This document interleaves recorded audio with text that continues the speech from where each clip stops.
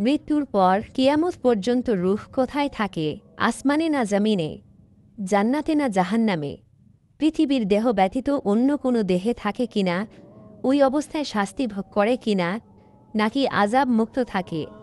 ইমাম কুরতুবী রাহিমাহুল্লাহ তাজকিরাহ গ্রন্থে মৃত্যুর পর রুহের অবস্থান সম্পর্কে বিস্তারিত আলোচনা করেছেন। আবুল হাসান কাবিসির উদ্ধৃতি দিয়ে তিনি বলেন, আহলে সুন্নত ওয়াল জামাতের যে বিশুদ্ধ মতবাদ হচ্ছে, মুমিন কাফের নির্বিশেষে সকলের রূহ ফেরেশতারা বহন করে উপরের দিকে নিয়ে আল্লাহ তাআলার দরবারে প্রথমে পেশ করে। আল্লাহ তাআলা ওই রূহকে জিজ্ঞাসাবাদ করেন। যদি মৃত ব্যক্তির রূহ নেককার হয়, তাহলে ফেরেশতাদেরকে বলেন, তাকে নিয়ে ঘুরিয়ে ফিরিয়ে তার জান্নাতের অবস্থান দেখাও। অতঃপর ফেরেশতারা চোখের পলকে ওই রূহকে নিয়ে জান্নাতে ভ্রমণ করেন।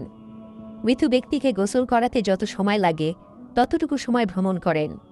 যখন গোসল ও কাফন পরানোর কাজ সমাধা হয়, তখন রূহ ফেরত দেয়া হয় এবং কাফন ও শরীরের মধ্যখানে রূহ অবস্থান নেয়।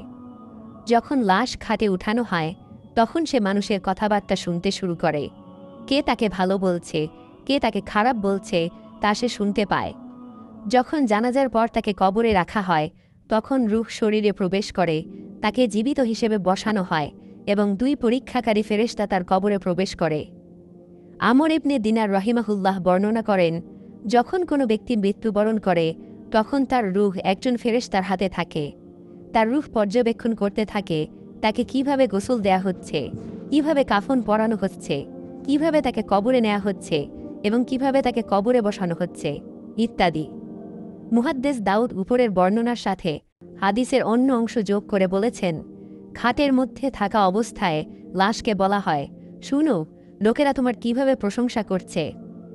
আবু হামেদ গাজ্জালি রহিমাহুল্লাহ তার কাশফে উলুমিল আখেরাহ গ্রন্থে রেওয়ায়াত করেছেন, যখন আজরাইল ফেরেশতা নেককার লোকের রূহ কবজ করেন, তখন দুইজন উত্তম চেহারার ফেরেশতা ওই রূহ গ্রহণ করেন। তাদের গায়ে থাকে উত্তম পোশাক এবং পবিত্র সুগন্ধি। ওই ফেরেশতার দ্বয় নেককারের রূহকে বেহেশতি রুমালে আবৃত করে নেন। ওই রেশমি রুমালখানা মধুমক্ষিকার সমপরিমাণ। ওই রুহের মধ্যে আকল ও ইলম, যা সে দুনিয়াতে অর্জন করেছিল, তা তার সাথে থাকবে। সে সব কিছু দেখবে এবং বুঝবে। অতঃপর ফেরেশতারা তার রূহ নিয়ে উপরের দিকে উঠতে থাকবে।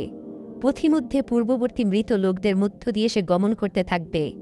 ওই সমস্ত পূর্ববর্তী লোকদের সংখ্যা হবে বিক্ষিপ্ত পঙ্গপালের ন্যায়। এভাবে তারা প্রথম আকাশে পৌঁছাবে। জিম্মাদার ফেরেশতা দরজা নাড়া দেবে। উপর থেকে বলা হবে, তুমি কে? জিম্মাদার বলবে, আমি সালসাইল, আমার সাথে অমুকের পুত্র অমুক। ফেরেশতা বলবে, হ্যাঁ, সে এরকমই ছিল। তাদের আকীদা ছিল সন্দেহাতীত বিশুদ্ধ। এরপর ওই মুমিন রূহকে দ্বিতীয় আকাশে নিয়ে যাওয়া হবে। দরজার ফেরেশতারা বলবে, মারহাবা, সে নামাজের ফরজ ঠিকভাবে আদায় করত। এমনিভাবে তৃতীয় আকাশের ফেরেশতারা দরজা খুলে দিয়ে পরিচয় নিয়ে বলবে, মারহাবা, সে তার মালের জাকাত দিত আল্লাহর সন্তুষ্টির জন্য এবং জাকাতের কোনো অংশ নিজের কাছে ধরে রাখত না। চতুর্থ আকাশে নিয়ে গেলে ফেরেশতারা অভ্যর্থনা জানিয়ে বলবে, সে উত্তম রূপে রোজা রাখত এবং অশ্লীল কাজ ও হারাম খাদ্য থেকে বেঁচে থাকত। এরপর পঞ্চম আকাশের ফেরেশতারা দরজা খুলে দিয়ে পরিচয় নিয়ে বলবে, আহলান সাহলান, সে লোক দেখানো বা সুনামের আশা না করে ফরজ হজ আদায় করত। ষষ্ঠ আকাশে রূহকে নিয়ে গেলে ফেরেশতারা পরিচয় নিয়ে দরজা খুলে দিয়ে বলবে, মারহাবা, ইনি উত্তম ব্যক্তি এবং পবিত্র আত্মার অধিকারী, সে পিতামাতার সাথে সদ্ব্যবহার করত। এভাবে সপ্তম আকাশে নিয়ে গেলে নিয়োজিত ফেরেশতারা দরজা খুলে দিয়ে বলবে, মারহাবা, সে অতি ভোরে উঠে ক্ষমা প্রার্থনা করত এবং গোপনে দান খয়রাত করত, ইয়াতীমদের লালন পালন করত। যারা আল্লাহর সাথে ইবাদতে অন্যকে শরিক করেছে, তারা যেন আকাশ থেকে আছাড় খেয়ে নিচে পড়ে গেল এবং মৃতভোজী পাখিরা তাদেরকে ছো মেরে নিয়ে গেল, অথবা বাতাস তাদেরকে উড়িয়ে নিয়ে কোনো দূরবর্তী স্থানে নিক্ষেপ করল। সূরা হজ ৩১ আয়াত। যখন খুবিত রূহ জমিনে এসে পড়বে, জাবানিয়া ফিরিস্তা তাকে শীঘ্র ধরে নিয়ে সিজ্জিনে বন্দী করবে। সিজ্জিন হল বিরাট পাথর সদৃশ বৎখারদের বন্দিশালা। ইহুদি নাসারাগণকে আকাশের কুর্চি থেকে তাদের কবরে নিক্ষেপ করা হবে। মুশরিক ও মুনাফিকদের রূহগুলো ইহুদি নাসারাদের ন্যায় কবরে নিক্ষিপ্ত হবে। আর যেসব মুমিন অপরাধী ছিল, তাদেরকে শ্রেণীভেদে শাস্তি দেয়া হবে। যারা নামাজে ত্রুটি করত তাদের নামাজ তাদেরকে ফেরত দেওয়া হবে, কারণ এরা নামাজে চুরি করেছে। ছেঁড়া কাপড় যেভাবে নিক্ষিপ্ত হয়, তাদের ত্রুটিযুক্ত নামাজও সেভাবে নিক্ষিপ্ত হবে।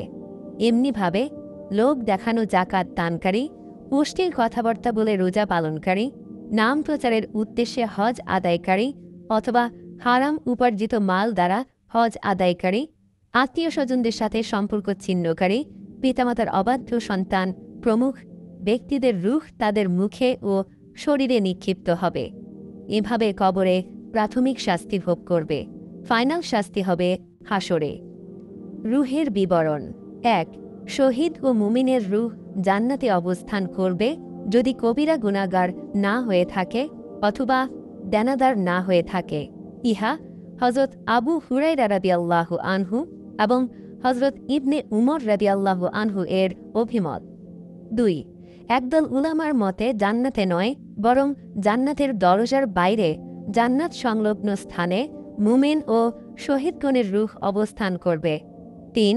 অন্য একদলের মতে মুমিনের রূহ জান্নাতে নয়, বরং কবরের আশেপাশে অবস্থান করবে। ৪. ইমাম মালিক রহমহ এর মতে রূহ মুক্ত অবস্থায় থাকবে, যেখানে ইচ্ছা যাতায়াত করবে। ৫. ইমাম আহমেদ ইবনে হাম্বলের মতে মুমিনের রূহ জান্নাতে এবং কাফেরদের রূহ জাহান্নামে থাকবে। ইমাম সাহেবের ছেলে আবদুল্লাহ তার পিতার এ মতামত লিখেছেন। ৬. আবু আবদুল্লাহ ইবনে মান্দা এবং কতিপয় সাহাবাই কেরাম ও তাবেইনদের একটি জামাত বলেছেন, মুমিনের রূহ জাবিয়াহ নামক স্থানে এবং কাফেরের রূহ হাদরামাউতের বরহুত নামক একটি কুয়ায় অবস্থান করবে। ৮. আমের ইবনে আবদুল্লাহ আবুল ইয়ামান বলেছেন, জবুর কিতাবে যে জমিনের উত্তরাধিকারী মোমেনগণকে বলা হয়েছে, সে জমিনে মোমেনগণের রূহ রাখা হবে। ওই জমিনে দুনিয়াতে মোমিনগণের অধিকারে আসবে। ৯. অন্য একদল বিশেষজ্ঞ ওলামা বলেছেন, মোমেনদের রূহ থাকবে মক্কার জমজম কূপে এবং কাফেরদের রূহ থাকবে হাদরামাউতের বুরহুত নামক কূপে। ১০. হযরত সালমান ফারসি রাদিয়াল্লাহু তাআলা বর্ণনা মতে জমিনের বরজখ নামক স্থানে মোমেনদের রূহ রাখা হবে এবং কাফেরদের রূহ রাখা হবে সিজ্জিনে। মুমিনগণের রূহ বরজখ থেকে যথা ইচ্ছে যাতায়াত করতে পারবে। ইমাম মালিকের মতে ৪ নংয়ের সাথে ইহার মিল রয়েছে। ১১. অন্য একদল উলামার মতে মুমিনদের রূহ থাকবে হযরত আদম আলাইহিস সালামের ডান পাশে এবং কাফেরদের রূহ থাকবে বাম পাশে। ১২. অন্য একদল হাদিস বিশারদের মতে মুমিন ও কাফের নির্বিশেষে সবার রূহ যেখান থেকে এসেছিল সেখানে চলে যাবে, অর্থাৎ রূহের প্রথম আবাসস্থল আলমে আরওয়াহে। ১৩. আবু ওমর ইবনে আব্দুল বারের মতে শহীদগণের রূহ থাকবে জান্নাতে এবং মুমিনগণের রূহ থাকবে কবরের আশেপাশে। ১৪. আবদুল্লাহ ইবনে মুবারক ও মুজাহিদ রহমের মতে শহীদগণের রূহ ঠিক জান্নাতে থাকবে না, বরং জান্নাতের ফল ভক্ষণ করবে এবং জান্নাতের সুগন্ধি লাভ করবে। ১৫. কাব আওহার রহ বলেন, মোমেনদের রূহ ইল্লিয়িন বা ঊর্ধ্বজগতে অবস্থান করবে, যা সপ্তম আকাশের মধ্যে অবস্থিত, আর কাফেরদের রূহ অবস্থান করবে সিজ্জিন নামক সপ্ততবক জমিনের নিচে। ইহাই সাধারণ ধারণা। উল্লেখ্য, এই মতের পক্ষে জোরালো প্রমাণ পাওয়া যায় কুরআন মজিদে। আল্লাহ তাআলা বলেন, কাল্লা ইন্না কিতাবাল আবরারি লাফি ইল্লিয়িন, অর্থাৎ অবশ্যই সৎ লোকের আমলনামা থাকবে ইল্লিয়িনে। কোরআন ৮৩-১৮। আবার কারো কারো মতে ইল্লিয়িন শব্দটি উলুই এর বহুবচন। এর অর্থ হল ঊর্ধ্বজগৎ। সূরা তাফফিফ ১৮ আয়াত। এতে বোঝা যায় মুমিনগণের রূহ ঊর্ধ্বজগতে থাকবে।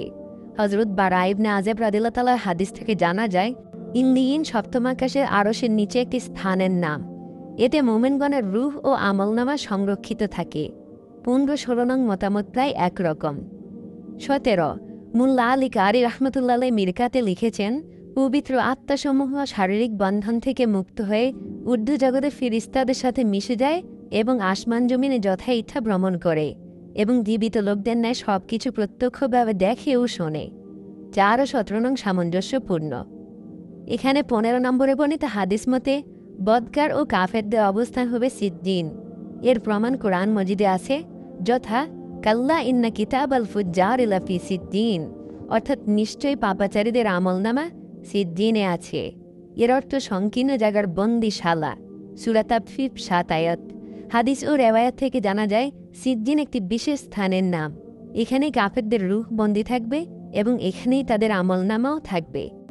অতএব উপরে বর্ণিত ১৭টি মতামত সবগুলোই সঠিক, কেননা মুমিনের রূহ আইন লিজিনে থাকলেও মুক্ত পাখির ন্যায় থাকবে। জান্নাতে প্রবেশ করে ফল খেয়ে আবার স্বস্থানে ফিরে আসবে। জান্নাতের আশেপাশে, কবরের আশেপাশে তাদের রূহ যাতায়াত করতে পারে। কখনো হযরত আদমের ডানে দেখা গেছে, কখনো হাদ্রামাউতের কূপে তাদের রূহ যাতায়াত করতে দেখা গেছে। বিভিন্ন জায়গায় দেখা যাওয়া যেমন সত্য, তেমনিভাবে ইল্লাইয়িনে স্থায়ী বাসস্থানে থাকাও সত্য। গৃহে আগমন। একটি রেওয়ায়াতে শাহ আব্দুল আজিজ দেহলভী রাহমাতুল্লাহ লিখেছেন, প্রতি বৃহস্পতিবার দিবাগত রাত্রে অর্থাৎ জুমা রাত্রে রূহ আপন ঘরে আসে। এ বিষয়ে তিনি একটি কিতাব লিখেছেন যার নাম ইতিয়ানুল আরওয়াহ ইলা দিয়ারিহিম বাদার রওয়াহ, অর্থাৎ মৃত্যুর পর রূহগণ আপন গৃহে আগমন। হুজুরের রূহ মুবারক কোথায়? আমাদের প্রিয় নবী দুরূদের দেহ মুবারককে মঙ্গলবার দিবাগত শেষ রাত্রে রাওজা মুবারকে দাফনের ৪০ ঘণ্টা পরে তার পবিত্র দেহে রূহ মুবারক ফেরত দেয়া হয়েছে। আবু দাউদ শরীফে আছে, আলা রদ্দাল্লাহু আলাইয়া রূহি, অর্থাৎ আল্লাহ তাআলা আমার রূহ ফেরত দিয়েছেন।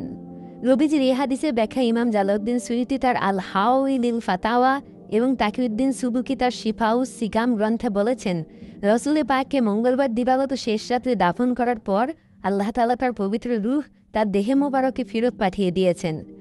এই রূহ মোবারক পবিত্র দেহে কিয়ামত পর্যন্ত অবস্থান করবে উম্মতের সালামের জবাব দেওয়ার জন্য। সুতরাং তিনি হায়াতুন নবী বা সশরীরে জীবিত। এদের সমস্ত ওলামায়ে কেরামের মতো ঐক্য রয়েছে। ফয়জুল বারী শরহ বুখারী প্রথম পাড়ায় উল্লেখ আছে, ওয়াত্তাফাকুল উলামা ওয়া আলা হায়াতিল আনবিয়া, অর্থাৎ সমস্ত আম্বিয়ায়ে কেরাম সশরীরে জীবিত আছেন। এই কথার উপর সমস্ত ওলামায়ে কেরামের ঐক্যমত্য রয়েছে। আজ আমরা জানলাম মৃত্যুর পর রূহ কোথায় অবস্থান করে, আসমান না জমিনে, জান্নাত না জাহান্নামে, বা পৃথিবীর দেহের বাইরে অন্য কোনো অবস্থানে। এই মর্মান্তিক অবস্থা আমাদের মনে করিয়ে দেয় জীবন শুধুমাত্র দেহে সীমাবদ্ধ নয়।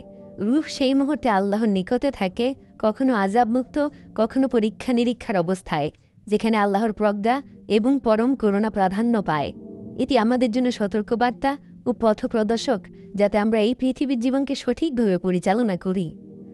ভিডিওটি ভালো লাগলে লাইক দিন, শেয়ার করুন এবং সাবস্ক্রাইব করতে ভুলবেন না।